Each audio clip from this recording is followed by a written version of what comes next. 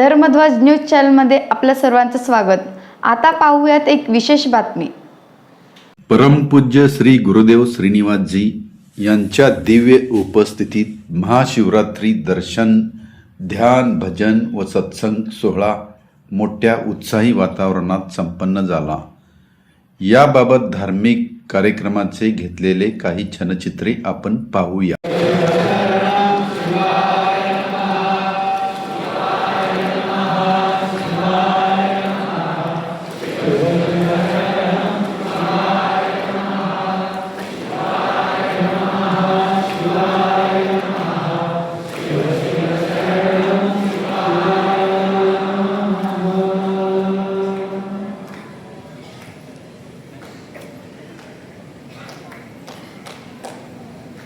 इथे या ठिकाणी श्रीयंत्रांकित शिवलिंगाचे पूजन आणि बिल्वार्चन संपन्न झालेले आहे।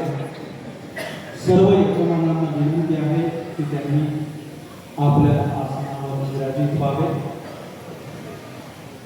ही यादी काही लेखांची शीर्षके वाचल्यानंतर लक्षात यावं की हा 13-14 वर्षाचा प्रकाश काटकर सुख म्हणजे काय, सुखाचं स्वरूप आणि मार्ग कोणते, जीवनामध्ये प्रगती आणि अधोगती जर घडत असतील तर त्याचं स्वरूप आणि निकष कोणते, मनुष्य आणि ईश्वर म्हणून निर्देशिले जाणारे अलौकिक तत्व याचा नेमका काय संबंध आहे। एक मनुष्य म्हणून जे जीवन लाभलं त्याची कृतार्थता नेमकी कशामध्ये आहे, अशा गूढ प्रश्नांवर हा प्रकाश काटकर नावाचा 13-14 वर्षाचा किशोरवयीन विद्यार्थी शालेय जीवनाच्या अवस्थेमध्ये विचार करू लागला होता। पूज्य सद्गुरुदेव निरंजन स्वामी करमाळकर, पूज्य श्री भगवान चंद्रशेखरेंद्र सरस्वती स्वामी महाराज, पूज्य श्री महायोगी ईश्वर शास्त्री दीक्षितेंद्र श्री योगेश्वर महाराज आणि तो विचार जनसामान्यांपर्यंत प्रस्तुत करण्याचा महोद्योग निरलसपणे करते काय, हा सर्वच मोठा अद्भुत प्रकार वाटतो। त्याच्या अलौकिक विभूतिमत्वाचे अनेक पैलू माझ्या भाग्याने मला पाहायला मिळाले।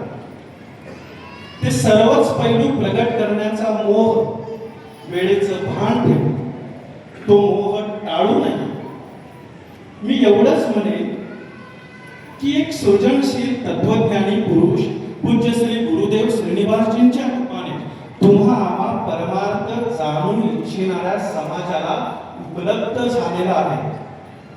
केवळ अनेकांगी चिंतनच नव्हे तर अनेकांगी योग साधना करणाऱ्या ईश्वराच्या कृपेने माझ्या अल्पबुद्धीला त्यांच्या दिव्य भव्य व्यक्तिमत्वातील अनेक वैशिष्ट्य माझ्या समोर येऊ लागली।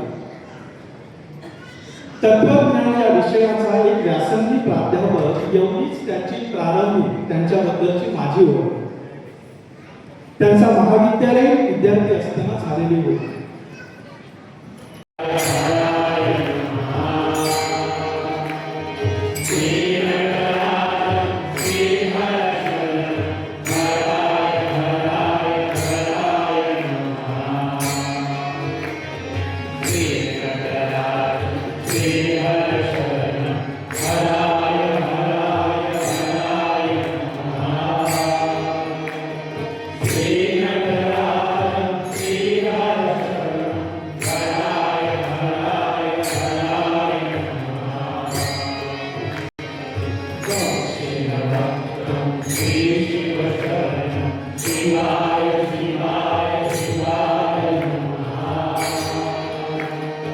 अक्कलकोट रोड येथील पद्मावती कन्व्हेन्शन हॉलमध्ये रविवारी सायंकाळी झालेल्या या धार्मिक कार्यक्रमात भक्तगण मोठ्या संख्येने सहभागी झाले होते।